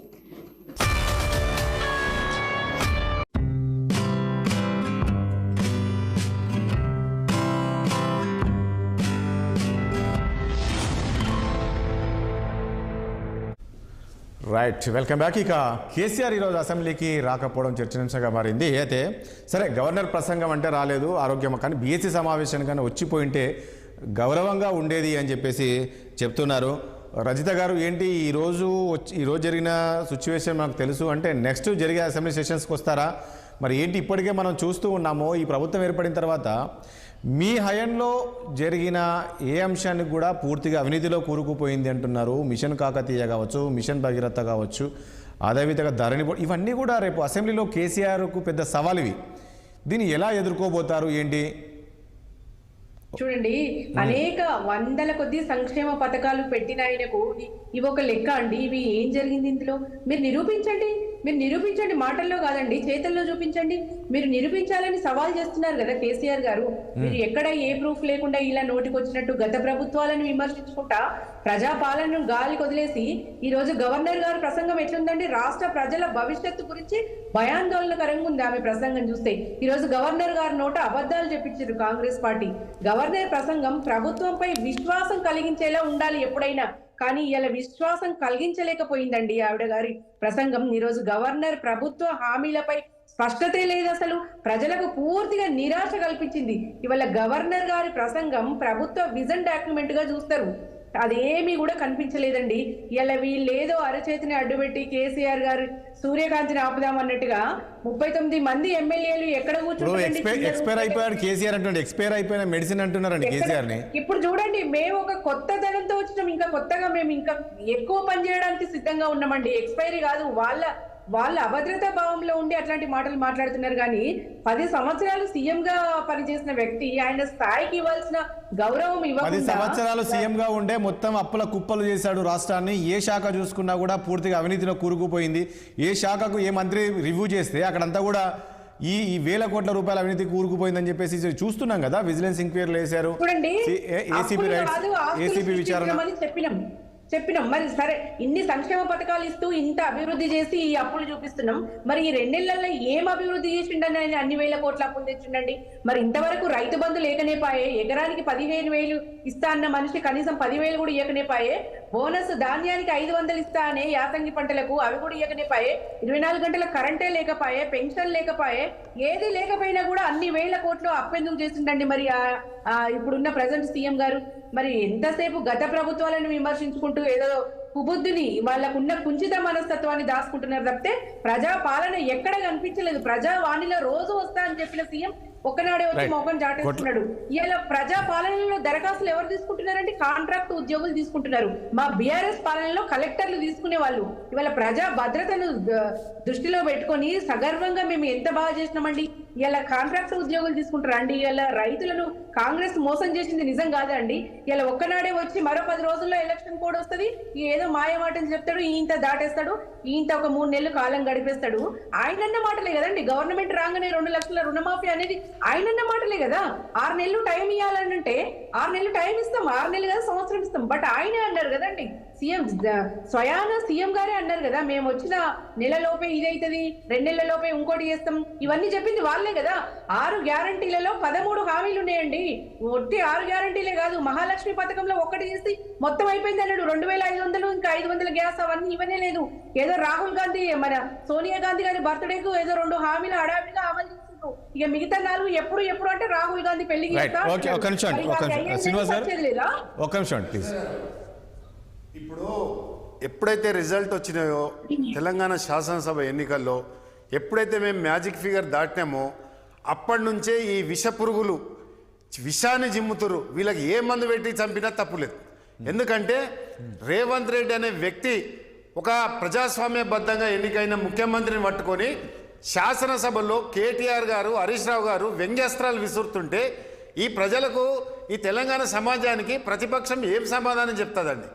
అదేవిధంగా ప్రతిసారి కేసీఆర్ గారి మీద వ్యక్తిగత దూషణలు లేదు. మేము 3 నెలలకు వడగొడతాం, మేము 4 నెలలకు వడగొడతాం అంటే ఇది మేటిగడ్డనా, లేకుంటే బ్యారేజా, లేకుంటే పూరి గుడిసెలా ఇవి? అంటే ఓటర్కి అనే వారికి విలువనే లేదా? అంటే వాళ్ళు గెలిస్తే నేను ప్రజాస్వామ్యంగా గెలిచినట్టు, మేము గెలిస్తే ప్రజాస్వామ్యం గెలిచినట్టు కదా. ఇక్కడ రేవంత్ రెడ్డి గౌరవ ముఖ్యమంత్రి గారు ఈ రోజు వరకు, గెలిచిన నాటి నుంచి ఈ రోజు వరకు కూడా అందరినీ కలుపుకొని నేను సీఎంను, నేనే అన్ని చేస్తాను, ఎక్కడ పోతలేండి. ఢిల్లీకి పోయినా ఒక జనవరుల శాఖ మంత్రిని కలిసిన, ఆ శాఖకు సంబంధించి ఆ మంత్రిని తీసుకుపోతుండు. ఆర్థిక పరిస్థితికి కేంద్ర ఆర్థిక మంత్రి దగ్గరికి పోతే బట్టి విక్రమార్క తీసుకొస్తే పూర్తిగా సమన్వయంతో ఈరోజు ప్రభుత్వాన్ని నడిపిస్తున్న చరిత్ర ఈ యొక్క మా యొక్క కాంగ్రెస్ పార్టీ గవర్నమెంట్ ఇది. కానీ విషం చిమ్ముతున్న విషనాగులు ఎవరంటే టీఆర్ఎస్ పార్టీది. మీకు తెలుసా అండి, సోనియా గాంధీ తెలంగాణ ఇచ్చే నాటికి ఈ రాష్ట్రం 16,000 కోట్ల ధనిక రాష్ట్రంగా ఇస్తే, ఈ రోజు మరి కేసీఆర్ గారు 10 సంవత్సరాలు చేసిన అప్పెంత అంటే 6,000 కోట్ల దరిద్ర రాష్ట్రంగా తీర్చిదిద్దిన దౌర్భాగ్య పరిస్థితి ఇక టీఆర్ఎస్ గవర్నమెంట్ తీసుకొచ్చింది. ఈ రోజు ఏ నిధుల కోసం అయితే 1,200 మంది విద్యార్థులు బలిదానాలు చేసుకున్నారో ఆ ట్యాగ్ లైన్ తుంగలో తొక్కిన దౌర్భాగ్యుడు ఇలా కేసీఆర్ గారు అని చెప్పక తప్పదు. ఈ ప్రభుత్వాన్ని, గత ప్రభుత్వాన్ని ప్రజాస్వామ్యబద్ధంగా ఏ చెట్టుకు ఉరేసినా కూడా తప్పు లేదని సందర్భంగా నేను చెప్తా ఉన్నాను. ఎందుకంటే ఈరోజు 6,000 కోట్లు అంటే పుట్టబోయే బిడ్డ మీద దాదాపు 50 నుంచి లక్ష రూపాయల అప్పుగా పుట్టబోయే పరిస్థితి రాష్ట్రాన్ని. ఈ లోటు బడ్జెట్ ఎట్లా పూర్తి చేయాలని మేము శాసనసభలో సాక్షాత్తు మా ముఖ్యమంత్రి గారు ఒక శ్వేతపత్రం రిలీజ్ చేస్తే దానికి సమాధానం చెప్పలేని దద్దమ్మ సన్యాసులు అంటే లోటు బడ్జెట్ అంటున్నారు. మరి మీ 6 గ్యారెంటీ ఎట్లా అమలు చేస్తారు? మరి 6 గ్యారెంటీలు ఆల్రెడీ 4 గ్యారెంటీలు అమలు చేసినాం కదా sir. Already Sonia Gandhi birthday నాడే 2 చేసినాము. నిన్న గ్యాస్ సిలిండరు, అదేవిధంగా 200 యూనిట్ల కరెంటును 2 అంటే 4 గ్యారెంటీలు పూర్తి చేసినాం. రాబోయే రోజులలో కూడా ఇంకా మిగిలిన గ్యారెంటీలను పూర్తి చేస్తాం. అదేవిధంగా రాహుల్ గాంధీ గారు రైతు డిక్లరేషన్ ఇచ్చిన వరంగల్లో, అది గ్యారెంటీ చేస్తాం. సర్వనగర్ స్టేడియంలో ప్రియాంక గాంధీ గారి చేత డిక్లరేషన్ చేసి ఒక జాబ్ క్యాలెండర్ రిలీజ్ చేస్తామని చెప్పినాము, అది పూర్తి చేస్తాం. అదే విధంగా సోనియా గాంధీ గారి చేత ఉక్కుడలో 6 గ్యారెంటీలు హామీ ఇచ్చినాం. దాంట్లో 4 గ్యారెంటీలు ఆల్రెడీ అమల్లోకి వచ్చినాయి. శ్రీనివాస్ గారు ఇంకొకటి సార్, ఒక నెలల బేబీని పట్టుకొని, అంటే ఇంకా 2 నెలలు వాలేదు, ఒక నెలల బేబీని పట్టుకొని కత్తి పెట్టి మేము పలగజీలుతామంటే ఈ ప్రజాస్వామ్యమా? ఇది ఏమైనా రాజరిక వ్యవస్థనా? కేసీఆర్ గారు చేసేది ఏమైనా ప్రజలకు కొంచెమైనా అర్థమవుతుందా? వాళ్ళు ఏమైనా ప్రజలు అన్ని గమనిస్తారు. ఈ దుర్మార్గ పాలన పోగొట్టడానికే గతంలో కాంగ్రెస్ పార్టీకి అధికారం కట్టి రేవంత్ రెడ్డి గారిని ముఖ్యమంత్రి చేసిర్రు. మేము ఇంకా ఈ లోటు బడ్జెట్ ఎట్లా పూర్తి చేయాలి? ఇక్కడ మీరు ఒక కక్షపూరితంగా వివరిస్తున్నట్లు అనిపించట్లేదా? ఇప్పుడు ప్రజల్లోకి వెళ్ళదా? ఈరోజు మీరు అసెంబ్లీలో వివరించిన తీరు చూస్తే ఒకటి విషయం ఏంటంటే, అక్కడ వీళ్ళకు బీఆర్ఎస్ పార్టీకి 39 మంది ఎమ్మెల్యేలు ఉన్నారు, మెజార్టీ ఎమ్మెల్యేలు ఉన్నారు, వాళ్ళు ప్రతిపక్షంలో ఉన్నారు. సో ఖచ్చితంగా వాళ్ళకు బీఆర్ఎస్పీ కార్యాలయం, బీఆర్ఎస్ఎల్పీ కార్యాలయం ఇవ్వాలి. మీరు ఈరోజు అది తీసేశారు. ఎందుకు తీసేశారంటే అది స్పీకర్ నిర్ణయం అంటున్నారు. అది ఎంతవరకు కరెక్టో మీకే తెలియదు. అది ప్రజల్లోకి పోతే మీకు నెగిటివ్ కదా. దానితో పాటు ఈరోజు బీఎస్సీ సమావేశంలో హరీష్ రావు కూర్చుంటే ఇబ్బంది ఏంటి? ఎందుకు బయటకు పంపించాల్సిన పరిస్థితి వస్తుంది? ఇప్పుడు ఎట్లుంటుందంటే గుర్తుపెట్టుకోండి, లాస్ట్ టైం కూడా గత ప్రభుత్వం ఉన్నప్పుడు కూడా మీ వాళ్ళు రానప్పుడు వేరే వస్తే అక్కడ కూర్చోబెట్టుకుంటారు. అక్బర్దీన్ రానప్పుడు వేరే ఎంఐఎం ఎమ్మెల్యే వచ్చినప్పుడు అక్కడ కూర్చొని చెప్తారు. సో కిషన్ రెడ్డి కూడా చాలా వరకు రాలేదు. కిషన్ రెడ్డి రానప్పుడు కిషన్ రెడ్డి ప్లేస్లో ఇంకో దాంట్లో తప్పేముంది? మీరు ఎందుకు ఈ రకంగా వివరిస్తున్నారు? ఇది ప్రజల్లోకి నెగిటివ్ వెళ్ళదా? మొన్న తెలంగాణ భవన్కు పోయిన ముఖ్యమంత్రి 10 సంవత్సరాలు ఈ రాష్ట్రాన్ని పరిపాలించిన ముఖ్యమంత్రి ఉద్యమ నేతగా చెప్పుకుంటున్న ముఖ్యమంత్రి ఒక విలువైన సమాచారం ఇస్తాడేమో, ఒక ప్రధాన ప్రతిపక్ష నాయకుని హోదా ఇచ్చిన ప్రధాన ప్రతిపక్ష నాయకుడు అంటే క్యాబినెట్ ర్యాంక్ వస్తుంది కాబట్టి ఆయన వస్తే బాగుంటుందనే ఉద్దేశం మీదనే మేము మాట్లాడినాం తప్ప కేసీఆర్ గారు ఎందుకు రారు అసెంబ్లీకి అంటే మీరు ముఖం చాటేస్తుర్రా, మీ అవినీతిని బట్టబయలవుతుంది అనుకుంటారా మీరు, లేకుంటే మీరు ఈ తెలంగాణ సమాజానికి మీ ముఖం చూపించేది అనుకుంటారా? ఇలా సమాధానం చెప్పాలి కదా. 1,20,000 కోట్ల ప్రజాధనాన్ని ఇలా మేటిగడ్డ పేరు మీద ఇలా గంగపాలైంది, దానికి సమాధానం ఎవరు చెప్పాలి? ఇలా శ్రీశైలం డెడ్ స్టోరేజ్ నుంచి పక్క రాష్ట్ర ముఖ్యమంత్రి ఇలా జలదొంగలేక తీసుకుపోతుంటే మరి కండ్లుండి చూడలేని దౌర్భాగ్య పరిస్థితిలో ఇలా కేసీఆర్ అంటే మరి మనకు వచ్చే వాటా మనకు ఇవ్వకుండా పక్క రాష్ట్ర ముఖ్యమంత్రి లిఫ్ట్ ఇరిగేషన్ ద్వారా తీసుకుపోతుంటే ఎందుకు మీరు ప్రగతి భవన్లో మీరు ఆయన కలిసి బిర్యానీలు తిని మీ ఒప్పందం మీదనే అడుగుతున్నాము. ఈ ప్రశ్నలకు సమాధానం చెప్పాల్సి వస్తుందని చెప్పేసి ఇలా కేసీఆర్ గారు ముఖం తప్పించుకుంటారు. ఇలా రేవంత్ రెడ్డి గారు నిజంగా కక్షపూరితంగా చేస్తే సార్ ఒక్క నిమిషము, కక్షపూరితంగా చేస్తే నేనే ముఖ్యమంత్రి అనే హాంభావమే ఉంటే ఇలా మంత్రులు ఇంత సమన్వయంగా పనిచేయరు. అదేవిధంగా కక్ష సాధింపులే ఉంటే కాలు జారిపడ్డ ముఖ్యమంత్రిని పరామర్శించేటవాడు కాడు. ఒక మానవ విలువలు గల ఒక మానవతా మూర్తి కాబట్టి ఒక సమాజంలో ఒక మనిషికి ఇవ్వవలసిన గౌరవం ఇవ్వబట్టే ఇలా ఇంటికి పోయి కాలు జారి పడితే కూడా ఇంటికి పోయి పరామర్శించిన చరిత్ర ఇలా రేవంత్ రెడ్డి గారిది మా కాంగ్రెస్ పార్టీ అని చెప్పక తప్పదు. అందుకొరకే ఈ రసరంజకమైన పాలన జరుగుతుందనే చూసి చూడలేని ఈ కబోదులు విషంగా కూతురు తండ్రి తనయుడు అల్లుడు బిడ్డ. ఒకటి మాట, జ్యోతిరావు పూలే గారు ఇవాళ గుర్తొచ్చిరా? జ్యోతిరావు పూలే ఇవాళ గుర్తొచ్చిరా? 10 సంవత్సరాలు ఆమె పార్లమెంట్ సభ్యురాలుగా ఉండి ఏనాడు పార్లమెంట్లో ఒకనాడు ప్రశ్న అడగకుండా, జ్యోతిరావు పూలే విగ్రహం గురించి అడగకుండా, ఇవాళ నాటకాలు ఆడుకుంటా, ఇలా బీసీ సంఘాలను ఎంబడి పెట్టుకొని వాళ్ళకు ఫండింగ్ ఇచ్చుకుంటా జ్యోతిరావు పూలే మాట తీసే అర్హత కవిత గారికి లేదని సందర్భంగా మనం చేస్తాం. చూద్దాం. అదే విధంగా ఆమె ఉద్యోగం పోతే ఎంబడే ఎమ్మెల్సీ చేసి ఎంబడే ఉద్యోగం ఇచ్చి ఈ రాష్ట్రంలో మహిళలు లేరా? లేకపోతే బీఆర్ఎస్ లో మహిళలు లేరా? వాళ్ళ పార్టీ వాళ్ళు ఇచ్చుకున్నారు, వాళ్ళు జరిగారు. మహిళలు లేరా అంటే ఇంత పితృ ఎందుకని నేను అడుగుతా ఉన్నాను. శ్రీవర్ధన్ రెడ్డి గారు అదేవిధంగా శ్రీవర్ధన్ రెడ్డి గారు ఒక మాట అన్నారు, దానికి ఉన్న సమాధానం చెప్తా సార్. శ్రీవర్ధన్ రెడ్డి గారు రేవంత్ రెడ్డి ఆడుతున్న నాటకం అన్నాడు. ఇది మోడీ గారు ఆడుతున్న నాటకం. మోడీ గారు లేక గంటకు ఒక 2 లక్షల రూపాయలు డ్రెస్ వేసుకొని రోజుకు 10 లక్షల రూపాయలు డ్రెస్ వేసుకొని నాటకం ఆడవలసిన అవసరం లేదు. తీసుకొచ్చిన లీడర్ని పెట్టుకొని మీరు ఏం మాట్లాడతారు? ఒకటి వచ్చిన నాయకుని పెట్టుకొని మాట్లాడుతారు మీరు కూడా. చెప్పండి. ఒకటి నేనేమడుగుతానంటే, ఇప్పుడు ఇంతకుముందు నేను అన్నట్లు ఈరోజు బీఆర్ఎస్ఎల్పీ కార్యాలయాన్ని తీసేయడము, సో ఈరోజు హరీష్ రావు అక్కడ ఏదో బీఎస్సీ మీటింగ్కి వెళ్తే మీరు మీ పేరు లేదు అని చెప్పేసి, అంటే ఇదంతా చూస్తే ఏంటి, ఇది ఏమన్నా గతంలో కాంగ్రెస్ పార్టీకి ఈ రకంగా వ్యవహరించింది బీఆర్ఎస్ పార్టీ కాబట్టి సో వాళ్ళు కూడా రివెంజ్గా ఈరోజు ఈ రకంగా చేస్తున్నారు అనుకోవచ్చా, లేక రూల్స్ ప్రకారంగానే పోతుంది ఈరోజు గవర్నమెంట్ అనుకోవచ్చా? ఒకటి, ఇప్పుడు ఈ రోజు చెప్పిన చర్చలో వాళ్ళు చెప్పిన గవర్నమెంట్ చెప్పిన దాంట్లో ఏదైతే ప్రతిపక్ష నాయకునికి ఇవ్వాల్సినటువంటి ఛాంబర్ ను స్పీకర్ కలెక్షన్ చేసిందని చెప్పినట్టున్నారు. సో దట్ ఆ దాన్ని మార్చామని చెప్పి ప్రభుత్వం చెప్పింది. సో నిజమే అని అనుకుంటే మనం నమ్ముదాము. ఒకటి.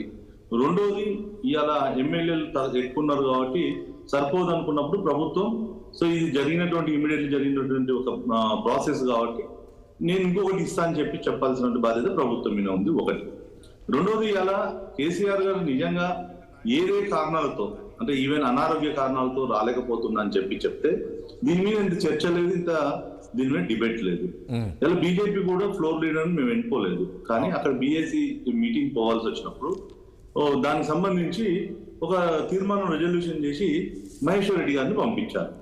సో అట్లా ఒకవేళ వారికి రాదు అనుకున్నప్పుడు ఇదే హరీష్ రావు గారిని ఇంకెవరినైనా నేను పంపిస్తున్నాము అనే విషయం ఆయనకు తెలుసు. ఒకవేళ అనారోగ్యం ఉందనుకో దాని ఒక తీర్మానం రూపంలో పంపించేస్తే సరిపోయేది. సో దీనికి ఇంత చర్చ అయితే వాస్తవంగా అవసరం లేదు. అంతే. కానీ నిన్న కనిపించాడు, నిన్న దాని మీద తాను చేసినటువంటి ఈ 10 ఏళ్ల కాలంలో తెలంగాణలో ముఖ్యంగా పాలమూరుకు, నల్గొండకు, ఈ ఏదైతే కృష్ణా పరివాహక ప్రాంతానికి ఏదైతే అన్యాయం చేశాడో శ్రీవర్ధన్ ఒకసారి అందసత్యం గారు ఏమో క్వశ్చన్ అడుగుతున్నట్టున్నారు. అందసత్యం గారు ఏమో చెప్తున్నట్టున్నారు. ఏంటండి అడుగుతున్నారు మీరు? నేనేం అడగలేదండి. మీరేం లేదా? వారు నిన్నొచ్చి మాట్లాడారు. సో ఉమ్మడి ఆంధ్రప్రదేశ్లో ఎంతైతే అన్యాయమైందో అంతకని అన్యాయంగా మాకు తెలంగాణ వచ్చిన తర్వాత పాలమూరు కావచ్చు, నల్గొండ కావచ్చు జరిగాయి. ఎందుకంటే మేము పాలమూరు జిల్లాలో ఇవాళ 45 లక్షల పైన జనాభా ఉంటే 15 లక్షల పైన మేము వలసలు పోయి ఉన్నాం. ఇంకా మాకు రావాల్సిన వాటా గత కాంగ్రెస్ ప్రభుత్వంలో ఉమ్మడి రాష్ట్రంలో మాకు ఇవ్వలేదు.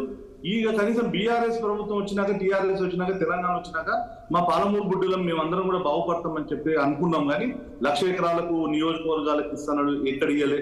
నా షాద్నగర్ నియోజకవర్గంలో ఇలా రియల్ ఎస్టేట్ చేస్తా ఉన్నాడు. ముఖ్యంగా ఇంకా రంగారెడ్డి జిల్లా ఇటు ప్రాణహిత చేవేళ్ళు అని చెప్పేసి అప్పుడు కాంగ్రెస్ ప్రభుత్వం ఒక గోదావరి నీళ్ళు తీసుకొస్తున్నది. ఆ గోదావరి ప్రాజెక్టును తీసేసి మరి మనం చూసాం ఇప్పుడు లక్షల కోట్ల రూపాయలు పెట్టి కట్టుకున్నటువంటి ప్రాజెక్టు ఎక్కడ కూడా ఉపయోగించాలనే వ్యవహారం ఒకవైపు ఉంది. కృష్ణా జిల్లాలో ఏదైతే పాలమూరు రంగారెడ్డి తీసుకొచ్చి నీళ్ళు ఇస్తాను మళ్ళీ ఇవ్వలేదు.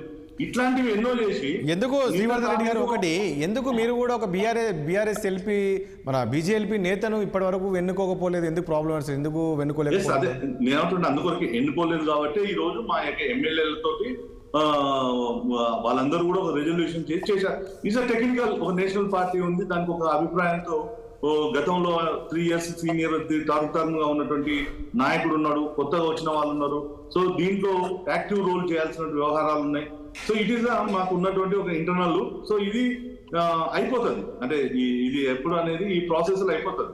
అయితే నేనేమంటున్నానంటే ఇవాళ ప్రభుత్వం నిజంగానే ఏదైతే చేసిందో అంటే వాళ్ళ యొక్క వివరణ సరిగా ఉంటే, అయితే ఈ యొక్క అంశానికి కామెంట్ చేస్తున్నాను అనుకో ప్రభుత్వం, ఏది కేసీఆర్ విషయంలో కావచ్చు, ప్రతిపక్షం మీద ప్రభుత్వం చేస్తుంది అనుకో, గత ప్రభుత్వాలు చేసిన వ్యవహారంగానే చేస్తున్నాడని మనం అనుకోవాలి. ఎవరు? ఇలా రేవంత్ రెడ్డి గారు. ఇంతకుముందు కాంగ్రెస్ మిత్రులు ఇంకా అసలు దేశంలో ఇక రాష్ట్రంలో ఎక్కడ లేదు, పునితం ఓన్లీ రేవంత్ రెడ్డి గారే అని చెప్పి అనుకుంటారు. రేవంత్ రెడ్డి కాంగ్రెస్ పార్టీకి దేవుడు కావచ్చు, లేకపోతే రేవంత్ రెడ్డి గారు కాంగ్రెస్ పార్టీని పునర్జీవనం చేసినట్టు నాయకుడు కావచ్చు. ఎందుకంటే గతంలో రాహుల్ గాంధీ, సోనియా గాంధీ చెప్పినా ఇవాళ తెలంగాణలో ఇదే రేవంత్ రెడ్డి గారు తెలంగాణ ఉద్యమంలో మాట్లాడారు. ఈమె ఎవరిని? సోనియా గాంధీ గురించి. సో పూట మాట మార్చడం గురించి మాకు మళ్ళీ మోడీ గారితో వాళ్ళు కంపేర్ చేస్తా ఉన్నారు. ఇలా ఇంకా మళ్ళీ డిస్కషన్ చేస్తే మనకు తెలుసు. ఇవాళ ఒక ముఖ్యమంత్రి మనందరం కూడా చూసాం, దేశం అంతా కూడా చూసింది. ఒక ఎమ్మెల్సీని కొనుగోలుకు తీసుకొని పోయినప్పుడు రెడీ హ్యాండెడ్ గా పట్టుబడ్డాడు. సో ఇదంతా మనం చూసాం. అయినా మీరు నాయకుడిని తెచ్చుకున్నారు. That is your party internal. So ఇక మొత్తం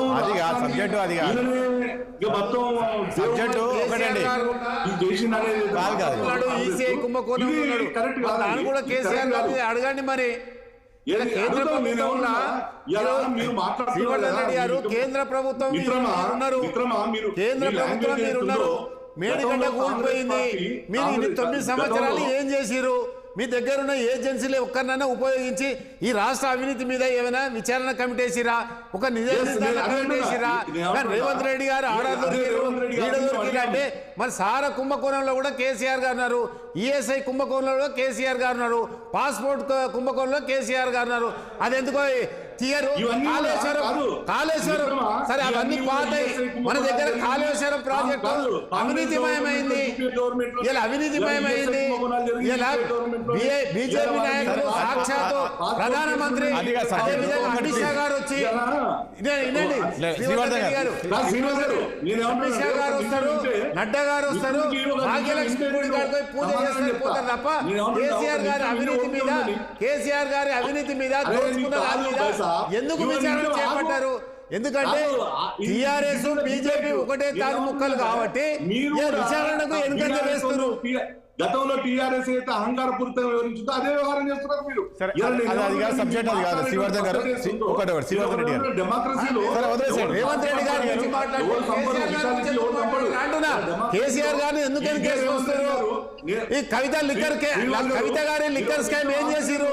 కేంద్ర ప్రభుత్వంలో పెద్దలు కవిత గారి లిక్కర్ స్కామ్ ఏమైంది? అది ప్రశ్నించకుండా రేవంత్ రెడ్డి గారిని ప్రశ్నించే అధికారం కానీ హక్కు కానీ మీకు లేదంటున్నా. గతంలో రేవంత్ రెడ్డి గారు ఏమన్నాడు? ఇక్కడ సిబిఐ ఎంక్వైరీలు అది కాదు సబ్జెక్ట్, అది కాదు. శ్రీవర్ధన్ రెడ్డి గారు శ్రీవర్ధన్ రెడ్డి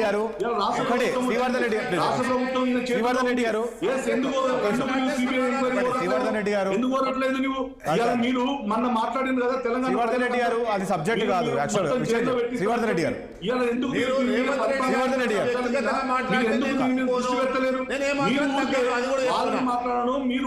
శ్రీవర్ధన్ రెడ్డి గారు ఇవాళ నేను ఏమంటున్నా, ఇక్కడ నుండి వ్యవహారం అవుతుందో కాంగ్రెస్ వాళ్ళు కేసీఆర్ గారిని ఎందుకు ఎన్నికేస్తారు? శ్రీవర్ధన్ రెడ్డి గారు కేసీఆర్ గారిని ఎందుకు ఎన్నికేస్తారు? శ్రీనివాస్ గారు ఒక నిమిషం please. శ్రీవర్ధన్ రెడ్డి గారు అది కాదు సబ్జెక్ట్. శ్రీవర్ధన్ రెడ్డి గారు ఒక నిమిషం. శ్రీవర్ధన్ రెడ్డి గారు సబ్జెక్ట్ అది కాదు. మన ఎక్కడో చరిత్రకు వద్దండి, అట్లా వెళ్తే ఇంకా చాలా ఉన్నాయి. నేను అనేది ఏంటంటే ఈ రోజు మనం జరిగే దాన్ని బట్టి మాట్లాడదాం, ఓకేనా? నెక్స్ట్ అందసత్యం గారు, ఈ రోజు నుంచి ప్రారంభమైంది అసెంబ్లీ. ప్లీజ్ ఒక నిమిషం అండి, ప్లీజ్ ఒక నిమిషం అండి. శ్రీవర్ధన్ రెడ్డి గారు గతంలో రేవంత్ అది, గతంలో కేసీఆర్ ఇది, అవి కాదు. ఇప్పుడు మనం ప్రజెంట్ గా జరుగుతున్న పరిణామాలు, ప్రజలు ఎన్నుకున్నారు. మీరు రేవంత్ రెడ్డి మీద చేస్తున్న ఆరోపణలు ఇక్కడ ఉన్న ప్రజలు యాక్సెప్ట్ చేయలేదు, ఆయనను ఎన్నుకున్నారు, ఈ రోజు ముఖ్యమంత్రి అయ్యాడు, అయిపోయింది సార్, అది వదిలేసేయండి. ఇప్పుడు మళ్ళీ మనం పాత స్టోరీ వద్దండి. ఇప్పుడు మీరు ఏదైతే ఆరోపణ చేశారో, సో నిజంగా మీరు ఆరోపణ చేసి ఉంటే, ప్రజలు గ్రహించి ఉంటే ఈరోజు ప్రజలు కాంగ్రెస్ పార్టీకి ఓటేసే వాళ్ళు కాదు, సో ఈరోజు ముఖ్యమంత్రిగా ఆయన ఎన్నుకునే వాళ్ళు కాదు. ఆ సబ్జెక్ట్ కాదు, వదిలేసేయండి. రైట్. సత్యం గారు ఒకటి ప్లీజ్, ఒక నిమిషం మళ్ళీ వస్తారు ప్లీజ్. ఒక నిమిషం. Yes okay. ఒకటి సత్యం గారు, నేను ఏమడుగుతానంటే ఈరోజు ఇప్పటికే మనం చూసాము వీళ్ళు చాలా శాఖల పైన, మళ్ళీ నిన్న మిషన్ భగీరథ పైన కూడా దాదాపు 7,000 కోట్ల అవినీతి జరిగింది. దీనిపైన కూడా విజిలెన్స్ ఎంక్వైరీ. సో ప్రతి శాఖ పైన కూడా ఈ రకంగా అవినీతి జరిగిందంటే, రేపు కేసీఆర్ అక్కడ అసెంబ్లీలో ప్రతిపక్ష నేతగా నిల్చోబెట్టి ఈ రకంగా అధికార పార్టీ వాళ్ళు ప్రశ్నించే అవకాశం ఉంటుందా? ఇది ఒక ఆయుధం అయ్యే అవకాశం ఉంటుందా అధికార పార్టీకి? ఇప్పుడు అధికార పార్టీకి 2 ఆయుధాలు. ఒకటి, తను ఇచ్చిన హామీలను అమలు జరుపుతూ ఉంటే ప్రజల క్రెడిబిలిటీ పెరుగుద్ది, పరపతి పెరుగుద్ది. రెండో వైపు వాళ్ళకు ప్రధాన ప్రతిపక్షం బీఆర్ఎస్ యొక్క స్కాండల్స్ అన్ని బయట పెట్టుకుంటూ వస్తుంటే బీఆర్ఎస్ యొక్క క్రెడిబిలిటీ దక్కుద్ది, వాళ్ళు చేసే విమర్శలకు వెలువెవరు ప్రజలు. కాబట్టి కాంగ్రెస్ పార్టీ కాదు, ఏ పార్టీ అయినా అధికారం రాని చేసే పనులు ఈ రెండే. కాబట్టి ఖచ్చితంగా ఇవాళ అన్ని శాఖలలో దరిదాపు ఇండియా లెవెల్లో ఒక 40% ఇవాళ 100 రూపాయలు ఖర్చు పెడితే 60 రూపాయలే గ్రౌండ్ లెవెల్ పోతున్నాయి అని చెప్పేసి అందరికి తెలిసినటువంటి అంశమే. ఇదివరకే ఒక ఎస్టిమేషన్ కూడా ఉంది. అటువంటి పరిస్థితుల్లో ఇవాళ దాంట్లో కొన్ని ప్రధాన శాఖలు, ఇప్పుడు నీటిపారుదల కానీ లేకపోతే విద్యుత్ శక్తి కానీ, ఇటువంటి శాఖల్లో ఖచ్చితంగా కరప్షన్ ఉండేటువంటి శాఖలు కొన్ని ఉన్నాయి. అన్ని 20 శాఖలు ఉంటే మిగతా 15-16 ఇట్ల స్కోప్ తక్కువ, కానీ బడ్జెట్ ఎక్కువ కేటాయించి తర్వాత దాంట్లో కాంట్రాక్టర్ల ఇన్వాల్వ్మెంట్ ఉండి ఇటువంటి ఇన్నిట్లో కూడా అంతో ఇంతో ఖచ్చితంగా దుర్వినియోగ అవకాశం ఉంది. కాబట్టి ఇవాళ వచ్చిన బీఆర్ఎస్కి వచ్చినటువంటి డిసడ్వాంటేజ్ అంటే కాళేశ్వరం ఓటు బాయటంతో వాళ్ళ క్రెడిబిలిటీ బాగా దెబ్బతిన్నది. వాళ్ళని ఓడించినటువంటి అంశంలో నిరుద్యోగ అంశం ఒక విషయం అయితే, కుటుంబ పాలన అనేది రెండో విషయం అయితే, మూడోది కాళేశ్వరం కొలాప్సే. కాబట్టి ఖచ్చితంగా దాన్ని ఇప్పుడు కాంగ్రెస్ లో లోపాలు ఉన్నాయని ఏవైతే ఎదుగుతుందో బీఆర్ఎస్ యొక్క లోపాలు కూడా 3-4 శాఖల నుంచి ఎంక్వైరీ చేస్తే ఇవాళ మనకు విద్యుత్ శక్తులు అవుపడుతున్నాయి, తర్వాత కాళేశ్వరం నీటిపారుదల శాఖలు అవుపడుతున్నాయి. ఇట్లా 2-3 ఇట్లలో బయటకు తీసి వాటిని ప్రజల ముందర పెట్టే అవకాశం ఉంది. ఖచ్చితంగా అధికారం ఉన్న పార్టీ ఇతరుల డిఫెన్స్ లో పెట్టడానికి ఆ ప్రయత్నం చేస్తుంది. తర్వాత ఇప్పుడు జరిగిన డిబేట్ లో అవుట్ ఆఫ్ పోయి ఒకళ్ళ మీద ఒకళ్ళు ఆరోపణలు చేసుకోరు. అసలు ఈ రోజుల్లో పార్టీలు మారని అటువంటి నాయకులు ఎవరు రండి? అసలు ఏ పార్టీలో వాళ్ళ సొంత పార్టీలతోటి పైకొచ్చారు? ఇతర పార్టీ నాయకులు చేరితేనేగా. ఇవాళ మీరు ఎక్కడైనా తీసుకోండి, కాంగ్రెస్ దొరుకుకోండి, బీజేపీ తీసుకోండి, లేకపోతే బీఆర్ఎస్ తీసుకోండి, ఎక్కడైనా తీసుకోండి, ఎక్కడి నుంచి వచ్చిన నాయకులు ఇతర పార్టీల నుంచి వచ్చిన వాళ్ళే. కాబట్టి మీ వాడు ఇతర పార్టీ నుంచి వచ్చి ఉండనేటువంటిది కరెక్ట్ కాదు. అందరు పార్టీలు మారుతారు, ప్రజలు కూడా పట్టించుకోవట్లే. అందుకని ఇవాళ మనం చర్చించాల్సింది ఏంటంటే, ఇవాళ రాష్ట్ర ప్రభుత్వం పరిపాలించినటువంటి తీరు, గతంలో 10 ఏళ్లు బీఆర్ఎస్ పరిపాలించిన తీరు, అది ఎట్లుంటే బాగుంటది, ఎన్ని రకాలైనటువంటి లోపాలు జరిగినాయి, ఆ లోపాలు జరగకుండా ఉండాలంటే కాంగ్రెస్ ఏం చేయాలి? ఇవాళ డిబేట్ అదేగా. అసెంబ్లీలో కేసీఆర్ వచ్చుంటే బాగుండేదా, రాకుంటే బాగుందా? వచ్చుంటే ఇంకే విధంగా ఉండేది? తర్వాత బీఆర్ఎస్ నిర్ణయించే అంశాల్లో ఎవరి పాత్ర ఉండాలి? సిఎల్పి లీడర్ల పాత్రే ఉండాలా, ఎల్పి లీడర్ల పాత్రే ఉండాలా, మిగతా వాళ్ళు కూడా రావచ్చా? వస్తే నష్టం ఏంది? రాకపోతే ఇదే ప్రెసిడెంట్ గా కొనసాగితే ఎవరు పడితే వాళ్ళే కూర్చుంటే అసలు నాయకులు లేకుండా పోతారు. అవకాశం ఇస్తే ప్రతి పార్టీ నుంచి ఇంకొక నాయకుని పంపుతారు. ఇప్పుడు ఎల్పి లీడర్లు ఉండే వాళ్ళు ఇంపార్టెంట్ లీడర్లే ఉంటారు. వాళ్ళకు పనులు ఉన్నాయి కాబట్టి ఇంకోళ్ళు పంపుతున్నాను, అందరూ ఇంకొకళ్ళు పంపితే ఆ పాలసీ మేకింగ్ లో రాంగ్ జరిగే అవకాశం ఉంది. అంటే అప్పటికప్పుడు ఇప్పుడు హరీష్ రావు అండర్స్టాండింగ్ ఉండొచ్చు, మరొక పార్టీ ఎమ్మెల్యేకి ఉండాలని లేదు. హరీష్ రావును పంపి నేను ఇంకోళ్ళని పంపితే ఇబ్బంది అయ్యి, కాబట్టి అటువంటి పరిస్థితి రాకుండా చూసుకోవాలి. కానీ ఒకటి సత్యం గారు, ఇప్పుడు రేపు అసెంబ్లీలో వెళితే ఇప్పటికే మనం చూస్తున్నాము బయట బీఆర్ఎస్ శ్రేణులు చెప్తూ ఉన్నారు 6 గ్యారెంటీల అమలు ఏం చేశారని. రేపు హరీష్ రావు కూడా పదే చెప్తున్నారు, రేపు అసెంబ్లీ సమావేశాలు ఏర్పాటు చేయండి, మీరు ప్రజలకు చేస్తున్న మోసం ఏదుందో అదన్నీ కూడా మేము అసెంబ్లీలో నిలదీస్తాము అనేది చెప్తున్నారు కదా. ఇక్కడ నేను అదే అంటున్నా, వీళ్ళు వాళ్ళ నిలదీస్తారా లేక వీళ్ళు 10 ఏళ్ల ప్రభుత్వంలో మీరు ఏం చేశారనేది ప్రభుత్వం అటాక్ చేసి ఖచ్చితంగా ఆ విషయంలో 6 గ్యారెంటీల విషయంలో ఒక 6 నెలలు జరిగితే వీళ్ళు చేసే విమర్శలకు ప్రజలు స్పందిస్తారు. అవును వీళ్ళు 100 రోజులు అన్నారు కదా, 100 రోజులు కాదు 6 నెలలు అయింది, ఇదేం సంగతి అని చెప్పేసి ప్రజలు ఆలోచిస్తారు ఖచ్చితంగా వీళ్ళు చేసే విమర్శని, కాదనట్లే. కానీ 60 రోజులకే 100 రోజులు ఏ అని అడిగితే పెద్ద పట్టించుకోరు. అందుకే వాళ్ళు చేసే విమర్శలకు స్పందన లేదు. అది ఇంకొక 3 నెలల తర్వాత ఇవే విమర్శలు చేస్తే ఖచ్చితంగా ప్రజలు అడుగుతారు. ఇవాళ ఉద్యోగ సంఘాలు ఉన్నాయి, డిఏ అడగట్లే, ఎందుకు అడగట్లే, సొంత ఒక 3 నెలలు టైం ఇచ్చి అడుగుదాం అనుకుంటున్నారు. తర్వాత పే కమిషన్ అడగట్లేదు ఉద్యోగులు, ఎందుకు అడగట్లేదు, కానివ్వండి వాళ్ళు వేస్తారుగా, అది ఎట్టట్ట వర్క్ చేద్దాం చూద్దాం అంటున్నారు. ఓపీఎస్ ఉంది, కాంగ్రెస్ ఇస్తానన్నది కదా, అప్పుడు గుర్తు చేస్తున్నారు ఉద్యోగం లేదు అని ఒక 6 నెలలు ఇస్తారు ఎవరైనా టైం, అప్పటి నుంచి ప్రశ్నిస్తే స్పందన. కానీ ఒకటి సత్యం గారు ఒక విషయం చెప్పండి, నేను ఎందుకంటే మధ్యాహ్నం ఇప్పుడు ఈరోజు అసెంబ్లీలో బీఆర్ఎస్ కార్యాలయాన్ని తీసేశారు. సో హరీష్ రావు ఇది బీఎస్సీ సమావేశానికి మీరు హాజరవ్వాల్సిన అవసరం లేదు, మీ పేర్లు అనేది తీసేశారు, బయటికి వెళ్ళాలన్నారు. అంటే ఏదైతే ఆంధ్రప్రదేశ్ విషయానికి వస్తే జగన్మోహన్ రెడ్డి ముఖ్యమంత్రి అయిన తర్వాత సీనియర్ నాయకుడు, గతంలో ముఖ్యమంత్రి 3 సార్లు ముఖ్యమంత్రిగా చేసిన చంద్రబాబు నాయుడికి అసెంబ్లీలో ఏ రకమైన ట్రీట్మెంట్ ఏ రకంగా జరిగిందో మనం చూసాం. సో ఎలాంటి పరిస్థితి జరిగింది, అధికార పార్టీ ఏ రకంగా అటాక్ చేసింది ప్రతిపక్షంలో చంద్రబాబు నాయుడిని, అలాంటి పరిస్థితి అదే రిపీట్ తెలంగాణలో అవుతుందా? అది తెలంగాణలో అయితే కాంగ్రెస్ డీఫేమ్ అవుతుందండి. ఆడ చంద్రబాబు నాయుడు చేస్తే జగన్కు వచ్చిన పలుకుబడి లేదు, డీఫేమ్ అవుతారు. ఎందుకంటే ఒక నాయకుడు 10 ఏళ్లు పరిపాలిస్తే ప్లస్ ఉంటాయి, మైనస్లు ఉంటాయి. రెగ్యులర్గా ఉన్నప్పుడేమో మైనస్లు ఎక్కువ పడతాయి, వాళ్ళని ఏదైనా అటాక్ చేస్తే మాత్రం ప్లస్లే ఎక్కువ పడతాయి. ఓకే, కాబట్టి రేపు కేసీఆర్ని అవమానిస్తే అరే తెలంగాణ నేర్చిన నాయకుడిని ఇట్లా అవమానిస్తారా, 10 ఏళ్లు పరిపాలించే ముఖ్యమంత్రి ఇట్లా అవమానిస్తారా, పెద్ద మనిషిని ఇట్లా ఇప్పుడు చంద్రబాబు నాయుడిని అరెస్ట్ చేయకముందు Janasena Telugu Desam combination no more సర్వేలల్లా అరెస్ట్ చేయగానే సానుభూతి వచ్చింది. అరే 15 ఏళ్లు పరిపాలించినోడు తప్పులు చేస్తే ఆ పద్ధతిలో వ్యవహరించాలి కానీ కక్షపూరితంగా ఆ ముసలాయన తీసుకుపోయి జైల్లో పెడతారని సానుభూతి వచ్చింది. ఆ తర్వాత సర్వే చూస్తే ఈక్వల్ పొజిషన్కి వచ్చారు. కాబట్టి ఇటువంటి అవమానాలు చేసి కొనకొచ్చుకునే కన్నా వాళ్ళకు రెస్పెక్ట్ ఇచ్చి వాళ్ళ తప్పులు తీసుకొచ్చి ఎక్స్పోజ్ చేసి వాళ్ళని కార్నర్ చేయడం మంచిది. అది రజిత గారు చివరికి ఏం చెప్తారు? 1 మినిట్ అండి ప్లీజ్. ఇక అదే అండి, కాంగ్రెస్ పార్టీ లీడర్లు ఎన్ని రకాల దృష్టి వరల్చే ప్రయత్నాలు చేసినా వాళ్ళ 420 హామీలు, వాళ్ళ 6 హామీల గురించి వెంటాడుతూనే ఉంటామండి. మాకు 39 మంది ఎమ్మెల్యేలు ఉన్నారు, మాకు వ్యూహాలు ప్రతి వ్యూహాలు ఉంటాయి, దిశానిర్దేశాలు ఉంటాయి, మీటింగ్లు ఉంటాయి. కాబట్టి ప్రభుత్వం మొండిగా పోకుండా కేసీఆర్ గారి స్థాయిని తగ్గట్టుగా కేసీఆర్ గారి స్థాయిని దృష్టిలో పెట్టుకొని పెద్ద ఛాంబర్ కేటాయించాలి. ఇక అబద్ధాలు అసత్యాలు సోషల్ మీడియాలో ప్రచారం చేసినట్టు కాదండి, ప్రజా సంక్షేమం మీద పాలన పెట్టాలి. గత ప్రభుత్వాలను విమర్శించడం బంద్ చేసి ప్రజా పాలన దిశగా ప్రయత్నించాలని, ఆ దిశలో పోవాలని కోరుతున్నాండి. ఓకే అండి, థ్యాంక్ యూ అండి రజిత గారు, అదేవిధంగా శ్రీవర్ధన్ రెడ్డి గారికి అండ్ అంతే సత్యం గారికి, శ్రీనివాస్ గారికి చర్చల పాలనకు సమయం ప్లీజ్. ప్రధాన ప్రతిపక్షం శాసనసభకు వస్తారు, విలువైన సూచనలు ఇవ్వాలి. రైట్, థ్యాంక్ యూ అండి. ఓకే చూద్దాంలే. ఓకే, ఇది ఇవాళ చర్చ చూసాం కదా. మొత్తానికి ఇవాళ అసెంబ్లీ సమావేశాలు అయితే ప్రారంభమయ్యాయి. మరి మాజీ ముఖ్యమంత్రి కేసీఆర్ అయితే ఈ సమావేశానికి రాలేదు. మరి రేపు జరిగే అసెంబ్లీ సమావేశాలకు వస్తారా రారా ఏంటని చూడాలి. మరి అసెంబ్లీ సమావేశాల్లోని ఏ అంశాలు చర్చించబోతున్నారు ఏంటి, మరి గత ప్రభుత్వం తీసుకున్న నిర్ణయాలపైన ఏ రకంగా లేవనెత్తబోతుంది ప్రభుత్వం అనే అంశాలు రాబోయే రోజుల్లోనే మరి సెషన్స్ ఏ రకంగా జరుగుతాయనే దానిపైన ఇది వాళ్ళ చర్చ. రేపు మరో అంశంతో మళ్ళీ కలుద్దాం. చూస్తున్న 60 సామాన్యుడి అర్పణ.